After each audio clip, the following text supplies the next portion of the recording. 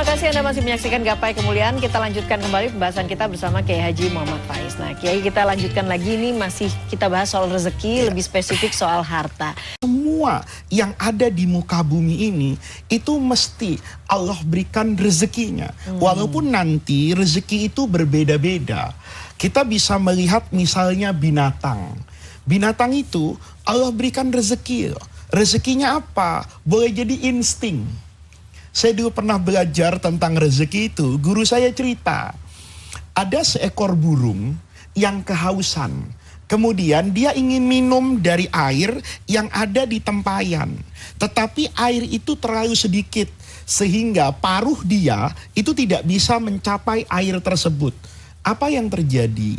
Burung itu dengan instingnya memasukkan batu ke dalam botol tadi, sehingga air yang di bawah itu kan naik ke atas karena adanya batu tadi, sehingga burung tadi itu bisa mencapai air tersebut. Itu menunjukkan bahwa semuanya itu ada rezeki yang Allah persiapkan, baik rezeki itu bersifat rezeki lahiriah maupun bersifat batiniyah yang tidak tampak dari kasat mata kita, tetapi semuanya itu Allah jamin. Wa ma min dabbatin, semua yang ada di muka bumi ini illa alallahi rizquha, pasti Allah yang akan kirim kepada dia rezeki yang menjadi bagiannya. Nah, bagaimana kemudian kita tahu bahwa rezeki yang menjadi bagiannya itu jatah rezeki kita kalau begitu, Kiai? Iya, kalau dulu kata guru saya, apa yang sampai ke tanganmu itulah sejatinya rezekimu. Apa yang tidak sampai kepada kamu itu yang bukan rezekimu. Dulu guru saya bahkan bicara cerita dia punya kawan. Kata dia, kawan dia itu tidak layak secara lahiriah untuk mendapatkan apa yang dia dapatkan hari ini. Saya pernah merasa kepada Allah bahwa saya lebih pantas untuk menjadi seperti dia. Tetapi dulu orang tuanya mengatakan bahwa ada banyak dalam hidup ini sejatinya tidak mustahil untuk kita raih. Tetapi kita nggak sampai ke sana. Ketika kita nggak sampai ke sana, itu menunjukkan bahwa yang di sana itu bukan rezeki saya. Walaupun saya kejar kemanapun, kalau itu bukan rezeki saya, dia tidak akan sampai. Jadi kalau kita ingin katakan apa yang menjadi rezeki kita, ya sejatinya apa yang Allah berikan kepada kita. Apa yang lepas dari kita, itu tandanya bukan rezeki kita. Jadi tidak semata-mata semua yang kemudian kita usahakan itu adalah jatah rezeki kita, jatah rezeki kita. Tetapi Allah tetap akan memberi kepada dia yang dibutuhkan dalam hidup. Bisa jadi dalam keterlambatan kita diberi jodoh yang lain. Ada orang misalnya terlambat dapat jodoh, sedih Mbak Eva. Tapi begitu dia dapat jodoh, dia tahu rahasianya. Mengapa dia lambat mendapatkan jodoh? Karena boleh jadi jodoh dia itu masih kecil. Kalau kemudian dikasih jodoh yang lain, yang sudah dewasa, mungkin dia tidak mendapatkan kebahagiaan semestinya. Boleh jadi ada orang kan merasa, ya Allah, kenapa kok harus dia ibu yang sakit? Ketika ibu saya sakit, ketika ayah saya sakit, itu sebetulnya Allah sedang memberi rezeki kepada saya. Rezeki untuk berbakti kepada orang tua. Saya suka pindah, bekerja, punya aktivitas di mana-mana. Tapi kalau saya boleh ingat 10 hari yang lalu ayah saya itu mau umroh.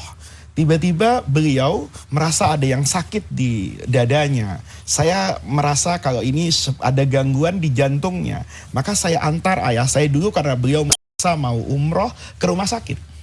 Pada saat yang sama, saya punya janji dengan orang mengisi pengajian. Dan itu saya batalkan. Ketika saya batalkan, saya tidak dapat rezeki mengajar orang lain. Saya bahkan boleh jadi, kalau habis ngajar kan ada transferannya. Saya tidak dapat itu. Tapi saya dapat bagaimana saya berbakti kepada kedua orang tua saya.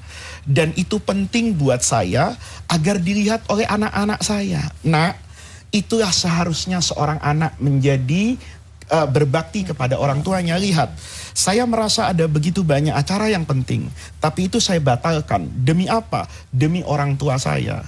Maka itu akan menjadi rezeki buat saya, tertanam dalam benak anak-anak saya. Kelak saya ingin berbakti kepada orang tua saya seperti baktinya bapak saya kepada bapak Itu kan rezeki yang luar biasa. Iya. Ketika kemudian satu hari nanti saya menemukan diari anak-anak saya yang menuliskan, kalau saya besar, saya ingin seperti ayah yang mendedikasikan hidupnya untuk ayahnya. Itu rezeki, Mbak Eva. Jadi kalau kita lihat, semua orang tuh ada rezekinya. Dalam sakitnya orang tua, kita dikasih rezeki untuk berbakti, ya. Bahkan dalam kesunyian hidup. Nih, kita kadang-kadang nih, kalau sudah ditinggalkan teman tuh sedih. Hidup saya kok sunyi. Jangan-jangan Allah berikan kesunyian kita karena Allah ingin hidup kita itu ramai dengan zikir kepada Allah. Tapi kita sering salah lihat. Betul. Kalau kita ada dalam kesunyian, kita merasa ditinggalkan. Padahal Allah akan mengatakan, jangan rame-rame di kafe, rame-ramenya di musola. Jangan rame-ramenya arisan dengan sana, rame-ramenya di panti asuhan. Itu kan rezeki.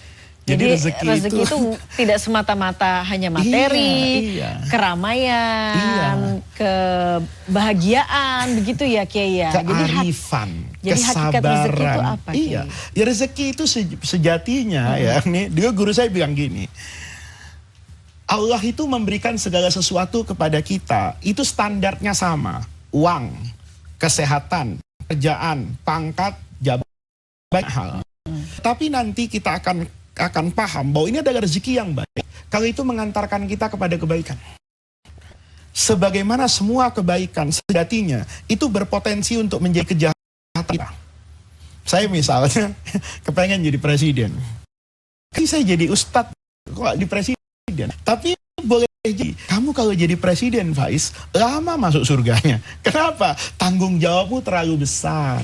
Nah, ketika kita tidak diberi oleh Allah, boleh jadi sebetulnya tidak diberinya itu adalah pemberian. Kalau kita menyadari itu. Jadi dulu guru saya itu berpesan, semua dalam hidup ini yang mengantarkan kepada kebaikan, itu sejatinya rezeki. Dulu beliau itu pakai cerita lagi. Dulu kata beliau, ada kiai hebat namanya Imran bin Hitton. Saya masih ingat cerita beliau itu di kelas. Mungkin lebih dari 20 tahun yang lalu. Wajah kiai ini jelek banget, Mbak. Tapi istrinya cantik luar biasa. Nggak berpasangan ini. Ya, tiba-tiba setiap hari Imran bin Hitton itu selalu memandang wajah istrinya. Istrinya bertanya, suamiku kenapa sih setiap kamu pulang ke rumah kok selalu memandang wajah saya terlebih dahulu? Apa kata suaminya? Saya ini memandang wajahmu untuk bersyukur kepada Allah. Betapa saya yang buruk muka itu diberi perempuan yang cantik seperti kamu. Entah amalan apa yang membuat Allah memberikan dan mengantarkan gadis secantik kamu kepada saya. Maka saya melihat wajahmu itu untuk bersyukur. Kata istrinya, waduh ini suami saya nih bahagia dunia akhirat. Di dunia dapat saya, di akhirat nanti saya dirubah jadi bidadari. Maka dia tidak mau kalah tuh. Setiap suaminya mau tidur, itu dipandangi habis-habisan. Ya tentu suaminya grogi kan, karena ini orang jelek dilihat sama orang cantik gitu. Kalau tadi kan orang jelek melihat orang cantik, pasti dengan kekaguman. Maka kata Imran, istriku kenapa sih sekarang kok kamu berubah? Setiap malam melihat saya, dan habis melihat saya kamu mesti bercermin. Apa kata istrinya? Begini abang, saya itu kalau melihat abang, kemudian saya melihat wajah saya selalu bersabar kepada Allah. Bagaimana mungkin saya yang cantik ini, kok takdirnya dapat yang buruk muka kayak suami saya. Tapi saya bersabar, bahwa ini adalah takdir dan rezeki saya. Saya berharap abang, kita berdua nanti mas, masuk ke dalam apa ini? Surga. Maksudnya kenapa? Engkau menjadi suami yang bersyukur, dan saya menjadi istri yang bersabar. Jadi kalau kita lihat-lihat, ini kan sama-sama rezeki. Suaminya yang buruk rupa itu menjadi rezeki istrinya untuk sabar dan nanti kelak masuk surga karena kesabarannya. Seandainya diberi laki yang tampan, maka kedua pasangan ini akan sombong kan. Tuh wajar kan, kalau mau dapat yang cantik jangan lupa tampan. Lihat, kalau mau dapat yang ganteng, jangan lupa jadi orang cantik. Jadi sombong dia.